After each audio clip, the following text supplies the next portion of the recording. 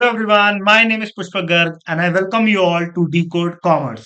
तो सर, आज हम क्या पढ़ने वाले हैं? तो बच्चों, आज हम पढ़ने वाले हैं स्टैंडर्ड्स ऑन ऑडिटिंग का एक और स्टैंडर्ड जिसका नाम है इनिशियल ऑडिट एंगेजमेंट, या हम इसको बोल सकते हैं ओपनिंग बैलेंस। इसका नंबर क्या है? एसए 510।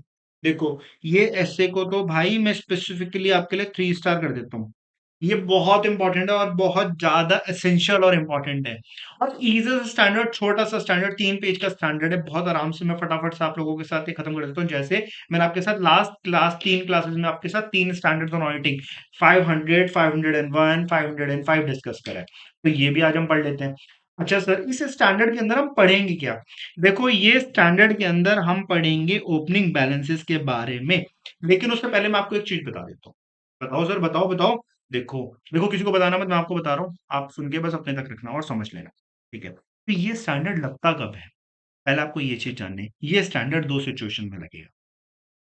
पहली सिचुएशन, सिचुएशन नंबर 1 ये है कि जिस एंटिटी का हम ऑडिट कर रहे हैं ना, जिस एंटिटी का क्या कर रहे हैं, हम ऑडिट कर रहे हैं ना, उसका पहली बार ऑडिट हुआ है। फर्स्ट टाइम ऑडिट है। क्या है? First time audit. या दूसरी सिचुएशन क्या हुई? अगर पहले ऑडिट भी हुआ है ना, तो वो किसने करा है? वो करा है प्रीडिसेसर ऑडिटर ने। हमने नहीं करा है, प्रीडिसेसर ऑर्डर ने करा है, अब हम कर रहे हैं। फॉर एग्जाम्पल, अभी रिसेंट में आपने देखा होगा कि बायजूस का ऑडिटर था। बायजूस का ऑडिटर कौन था? बायजूस के ऑडिटर थे डेलॉयट। बायजूस के ऑडिटर कौन थे? बायजूस के ऑडिटर थे डेलॉयट। अभी क्या हो गया? बायजूस का ऑडिटर, अब बायजूस ने रिजिग्नेशन दे दिया और अब बायजूस के ऑडिटर हैं बीडीओ। बीडीओ या आरएसएम है, मे बी बीडीओ है वैसे। तो बायजूस का ऑडिटर कौन है? आरएसएम है। अब वीडियो क्या करेगी? वीडियो पे लगेगा। वीडियो एसए का क्या करना पड़ेगा? वीडियो या RSM what ever it be, उसको कंप्लाई करना पड़ेगा स्टैंडर्ड्स ऑन ऑडिटिंग का एसए 510। क्योंकि इससे पहले जो ऑडिट कर रहा है ना, वो बायजूस का किसने करा है? डेलोइट ने करा है। अब कौन कर रहा है? अब वीडियो कर रहा है। तो इसकी वजह से standards on auditing 510 is applicable on that audit. ठीक है? चलो, अब इस स्टैंडर्ड के अंदर हमें पढ़नी पड़ती है कुछ। पहले डेफिनेशंस पढ़ाता हूँ फटाफट से। देखो, इनिशियल ऑडिट इंगेजमेंट, ये मैंने आपको अभी भी बताया। क्या होती है initial audit engagement? Initial audit engagement होती है an engagement in financial statements for the period.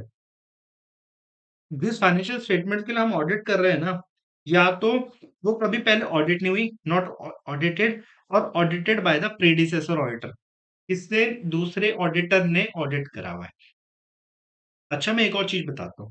इस स्टैंडर्ड में ना हमारा जो बेसिक ध्यान रहेगा ना, हमारा बेसिक ध्यान रहेगा कहाँ पे? हमारा बेसिक ध्यान रहेगा 2 चीजों पे। एक तो ओपनिंग बैलेंसेस, ये तो आपने देख लिया कि ओपनिंग बैलेंसेस के अंदर ना कोई क्या ना हो, मटेरियल मिस स्टेटमेंट ना हो। क्या ना हो? मटेरियल मिस स्टेटमेंट नहीं होनी चाहिए, जो इफेक्ट करे, क्या करे? इफेक्ट करे करंट पीरियड फाइनेंशियल स्टेटमेंट्स को। कोई मटेरियल मिस स्टेटमेंट नहीं होनी चाहिए जो करंट पीरियड फाइनेंशियल स्टेटमेंट्स को क्या करे? इफेक्ट करे। दूसरी चीज, एक और चीज हम यहाँ पे चेक करेंगे। हम चेक करेंगे अकाउंटिंग पॉलिसीज। क्या चेक करेंगे? कि हमारी अकाउंटिंग पॉलिसीज, देखो ओपनिंग बैलेंसेस के ऊपर भी तो अकाउंटिंग पॉलिसीज लगी हुई है। तो same accounting policies current period के अंदर भी क्या होनी चाहिए? कंसिस्टेंटली अप्लाई होनी चाहिए। क्या होनी चाहिए? कंसिस्टेंटली अप्लाई होनी चाहिए। क्या होनी चाहिए? कंसिस्टेंटली अप्लाई होनी चाहिए। तो इसका एक बेसिक ऑडिट प्रोसीजर क्या होगा इस सबको चेक करने का? हम करेंगे read financial statements of previous year. हम क्या करेंगे? प्रीवियस ईयर की फाइनेंशियल स्टेटमेंट को हम क्या कर सकते हैं? रीड कर लेंगे। और अगर ऑडिट हुआ है, प्रीडिसेसर ने करा हुआ है, तो हम प्रीडिसेसर ऑडिटर की रिपोर्ट को भी पढ़ लेंगे।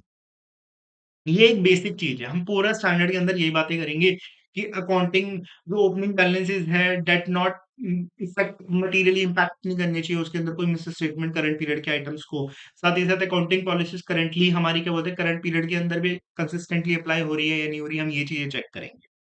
ठीक है? अब प्रीडिसेसर ऑडिटर कौन होता है ये बताओ?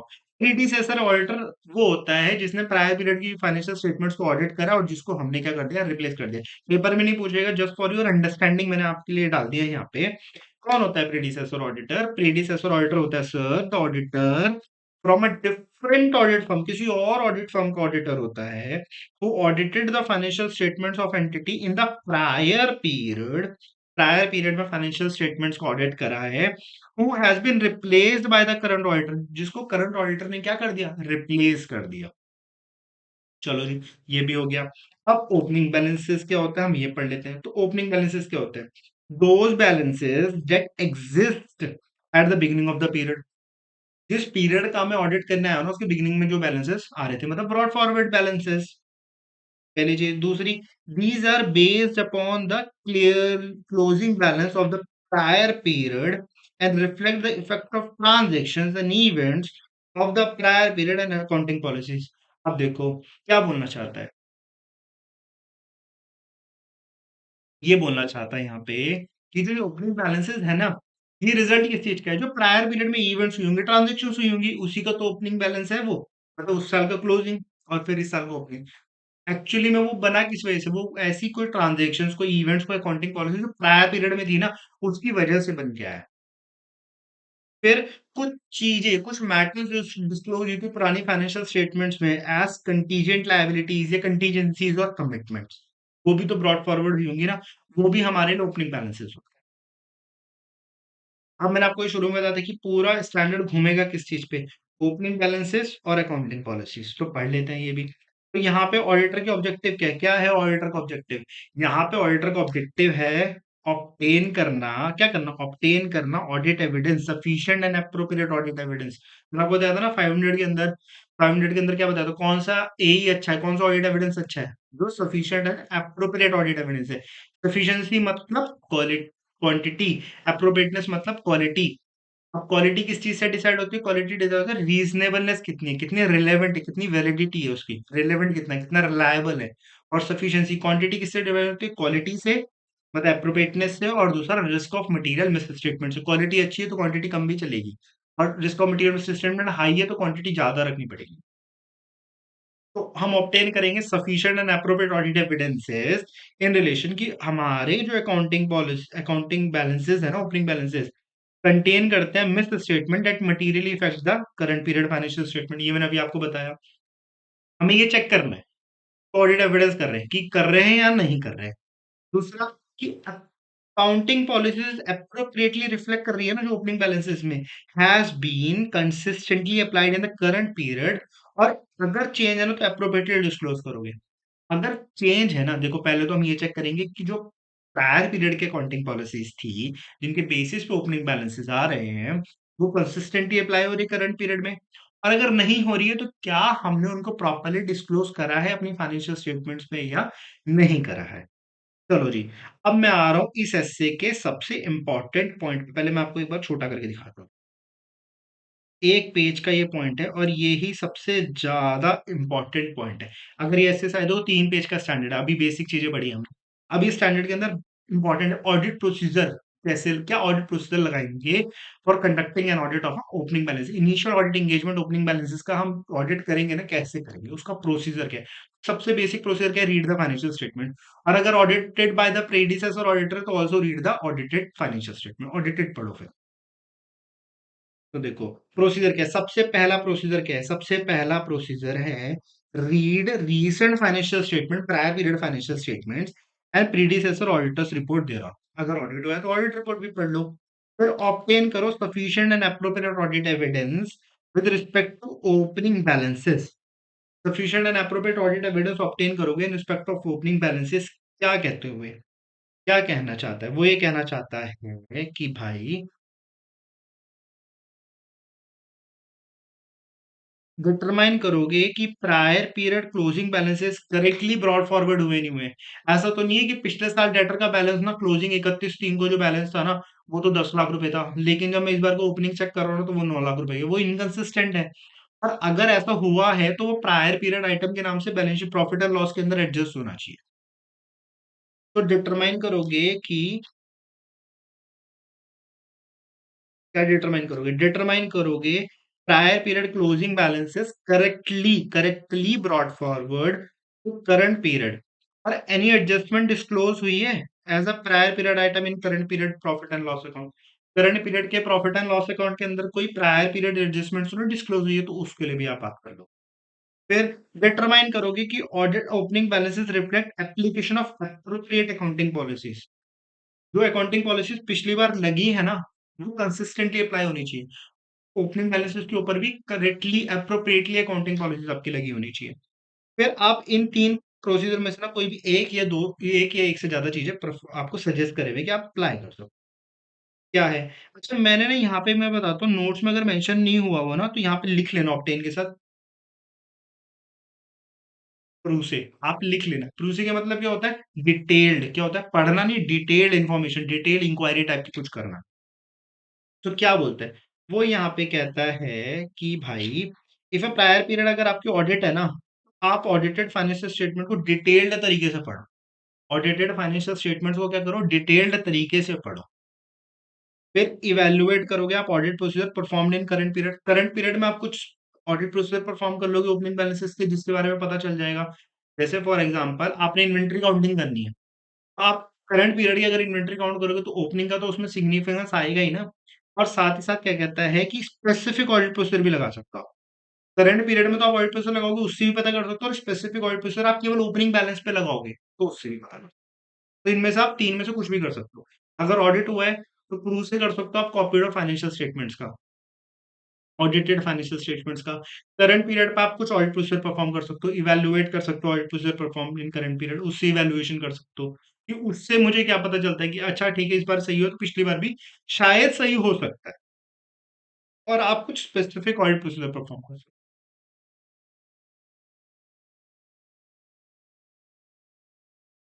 फिर इफ ऑडिटर ऑब्टेन करता है ऑडिट एविडेंस जो ये बताता है that opening balances contain miss statement, जो करंट पीरियड फाइनेंशियल स्टेटमेंट्स को इम्पैक्ट कर रहे हैं। अब ये सारे प्रोसीजर लगाए, उससे पता चला कि ओपनिंग बैलेंसेस के अंदर ना कोई मिस स्टेटमेंट थी। क्या थी? ओपनिंग बैलेंसेस के अंदर कोई मिस स्टेटमेंट थी, जिसकी वजह से ना करंट पीरियड के मेरे ऑडिट करंट पीरियड के जो बैलेंसेस है ना, वो भी इम्पैक्ट हो रहे हैं। करंट पीरियड की फाइनेंशियल स्टेटमेंट जिसके लिए मैं ऑडिटर हूँ, जिसके लिए मेरे को ऑडिट करना है ना, ओपनिंग बैलेंसेस के अंदर कोई मिस स्टेटमेंट थी which cast a significant impact over the current period financial statement. तो मैं क्या करूंगा? Now I have to talk to the TCW as per S 260। अच्छा, मैं एक और चीज बता देता हूँ। यहाँ पे लिखा नहीं हुआ है तो आप लिख भी लेना। एक एससे हम पढ़ेंगे 450। 450 का अगर मैं क्रक्स बताऊं तो 450 कहता है कि अगर हमें कुछ डिस्क्रिपेंसीज डेफिशिएंसीज मिलती है ना, तो हम एडजस्टमेंट कराते हैं।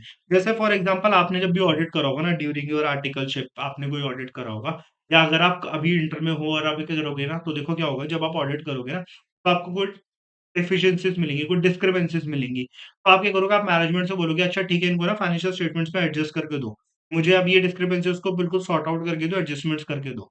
ये जनरली होता है। तो ये हम डायरेक्टली ना ऐसा नहीं करते कि हमें कोई डिस्क्रिपेंसी मिली और हम भागे-भागे गए और ऑडिट ओपिनियन फ्रेम कर दिया। अरे भाई, ये तो फाइनेंशियल स्टेटमेंट गलत है, ये तो फ्रॉड कर रहे हैं, ये तो ये कर रहे हैं, क्वालिफाई कर दी। नहीं, ऐसा नहीं करते।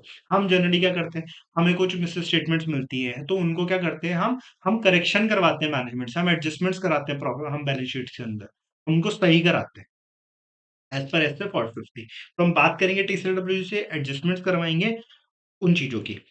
अच्छा, सो अब ये कहता है, ये एक छोटी सी इश्यू बोलता है कि करंट एसेट्स और लायबिलिटीज के लिए हम क्या करेंगे, करंट एसेट्स और लायबिलिटीज के हम क्या करेंगे, audit evidence can be obtained as part of audit procedure during the current period normally.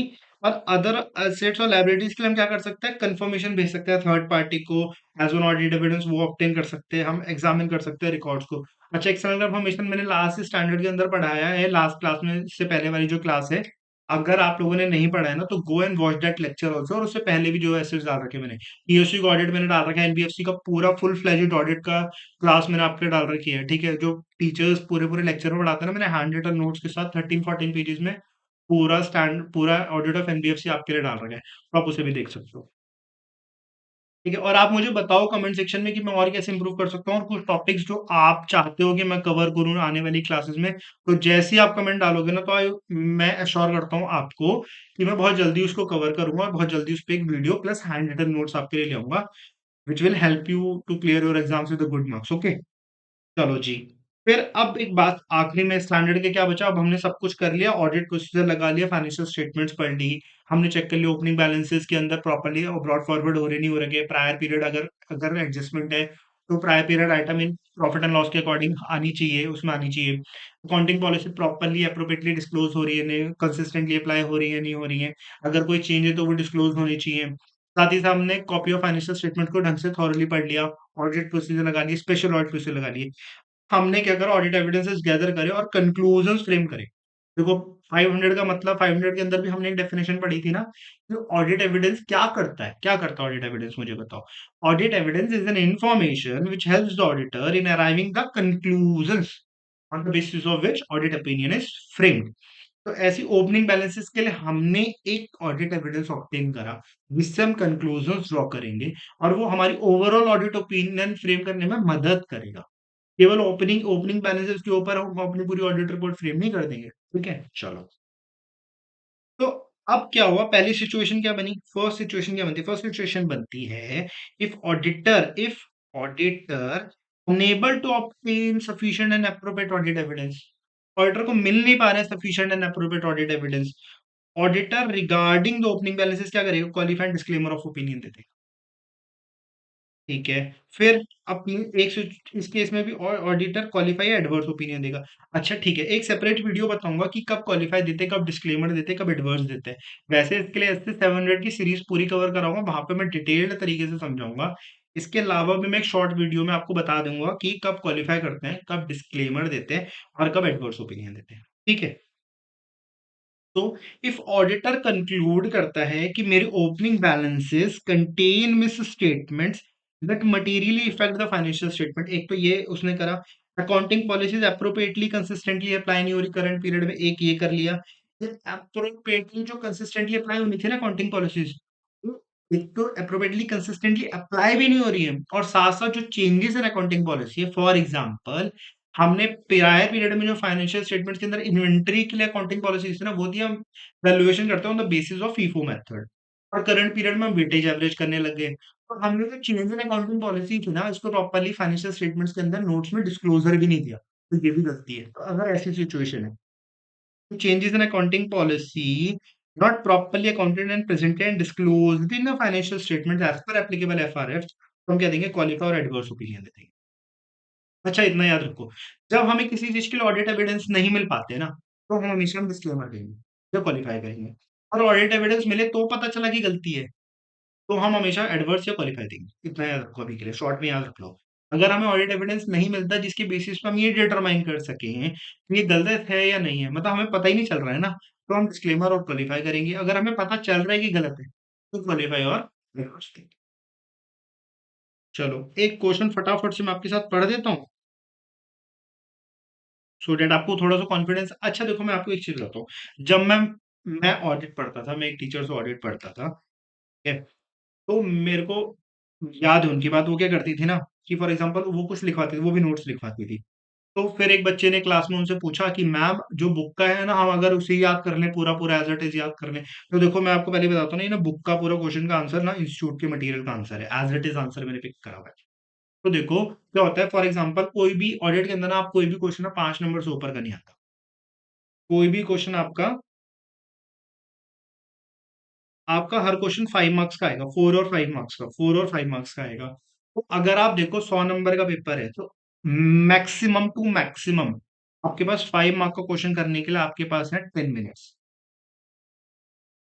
आपके पास कितने हैं, 10 मिनट्स। तो बिलीव मी गाइस, अगर आप 10 मिनट में इस आंसर को लिख के भी देखोगे ना, देख के भी लिखोगे ना, तो भी आप 10 मिनट में पूरा नहीं लिख पाओगे। इसलिए आपको थोड़ा सा सिंप्लीफाइड फॉर्म में, थोड़ा शॉर्ट शॉर्ट में याद करना पड़ेगा। आपको कीवर्ड्स लिख के आने आंसर के अंदर, you will get a good marks. आपको कीवर्ड्स, आपको बिल्कुल as a test copy paste नहीं करना, वहां पे प्रिंटर नहीं हुआ, ठीक है। तो क्या हुआ, क्वेश्चन क्वेश्चन पढ़ते हैं, चलो। Mister Aman has been appointed as an auditor of messrs R and Q limited. Mr. Aman wants to be satisfied about the sufficiency and appropriateness of opening balances to ensure that they are free from material misstatements. Lay down the audit procedure Mr. Aman should follow in the initial audit engagement Messrs R and Q Limited also suggests the approach to be followed regarding the mentioned in the audit report if a one is not satisfied about the correctness. तो देखो अगर अच्छा ऐसे याद करते हैं audit procedure क्या थे थोड़ा सा इनिशियल थोड़ा सा आप ओपनिंग बैलेंसेस के बारे में समझा दोगे फिर आप बताओगे प्रायर पीरियड का अगर ऑडिट हो तो फाइनेंशियल स्टेटमेंट पढ़ लोगे ऑडिट रिपोर्ट पढ़ लोगे हम ये चेक करेंगे कि अप्रोप्रिएटली क्या होना चाहिए opening balances closing balances brought forward होने चाहिए नहीं अगर एडजस्टमेंट है तो प्रायर प्रॉफिट एंड लॉस के अंदर प्रायर पीरियड आइटम के अंदर दिखना चाहिए हम भी बोलेंगे accounting policies appropriately consistently apply होनी चाहिए हम क्या कर सकते हैं कॉपी ऑफ फाइनेंशियल स्टेटमेंट्स हम थ्रू से कर सकते हैं और क्या कर सकते हैं ऑडिट से लगा सकते हैं स्पेशल लगा सकते हैं अगर हमें डिस्क्रिपेंसीज मिलती है हमें पता चलता है कि मटेरियली सिग्निफिकेंटली इम्पैक्ट कर रहा है हमारी करंट पीरियड फाइनेंशियल स्टेटमेंट्स को ओपनिंग बैलेंस से तो हम पीसीडब्ल्यू से बात कर सकते हैं तो वही लिखा होगा देखो determine whether the current period closing balance have been correctly brought forward to the current period and when appropriately adjustment है तो prior period item in a current period SPL में आनी चाहिए ठीक है whether opening balance reflect application of appropriate accounting policies और एक या एक से ज्यादा हम ये कर सकते हैं सेम ऐसे होते देखो नोट्स में लिखा है financial statement were audited suing the copy of audited financial statement including other relevant documents evaluate audit procedure perform in current period provide evidence relevant to the opening balances ये हो गया specific audit procedure perform कर सकते हैं current period के लिए हम क्या करेंगे ordinary obtain part of audit procedure during the current period जो कर रहे हैं वही मान लेंगे इन रिस्पेक्ट ऑफ अदर और fix asset investigation long term और ये सब लिखा हुआ है एग्जांपल दिया एग्जांपल अभी याद कर लेना दो auditor may obtain able to gate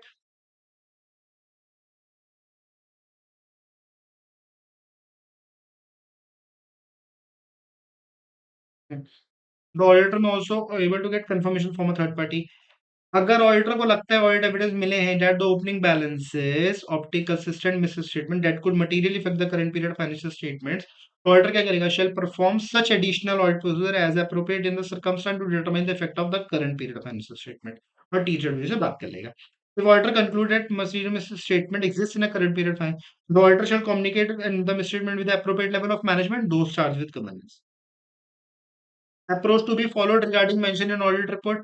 If auditor to unable to obtain sufficient and appropriate audit evidence regarding the opening balances, तो auditor क्या express करेगा अपनी qualified opinion और disclaimer of opinion. और अगर further, if auditor conclude that the opening balance contain misstatement that materially affect the current period financial statements, then the effect of misstatement not properly accounted or not adequately presented disclosure, तो auditor shall express the qualified opinion. अगर मिला और उससे पता चला कि हाँ material miss statement है जो करंट पीरियड की फाइनेंशियल स्टेटमेंट्स को इम्पैक्ट कर रहा है तो वो क्या करेगा तो वो क्वालिफाई दे देगा या एडवर्स दे देगा और अगर अनेबल टू ऑप्टेन है तो क्या करेगा डिस्क्लेमर दे देगा या क्वालिफाई कर देगा रिपोर्ट को तो नेक्स्ट क्लास में हम पढ़ने वाले SA 520 so till then good bye मिलते हैं नेक्स्ट क्लास के अंदर मैं आप लोगों के साथ एक नए स्टैंडर्ड जो 520 मैंने आपको बता तो दिया तो नोट्स आपको हैंड रिटन नोट्स आपको डिस्क्रिप्शन बॉक्स में टेलीग्राम चैनल का लिंक दिया हुआ है उससे आपको हैंड रिटन नोट्स मिल जाएंगे so till then good bye and I hope आपको लेक्चर समझ में आ रहे होंगे आप इंजॉय करोगे क्लासेस को तो कोई भी टॉपिक आप चाहते हो कि मैं आपके कहे हुए टॉपिक को कवर करूं तो please mention that in the comment section और टेलीग्राम चैनल में भी आप डाल सकते हो और जैसे आप डालोगे मैं कोशिश करूंगा विद इन अ वीक में आपके पास उस टॉपिक को पूरा फुल फ्लेजेड तरीके से हैंड रिटन नोट्स के साथ मैं आपका यूट्यूब पे कवर करा दूंगा so till then good bye bye bye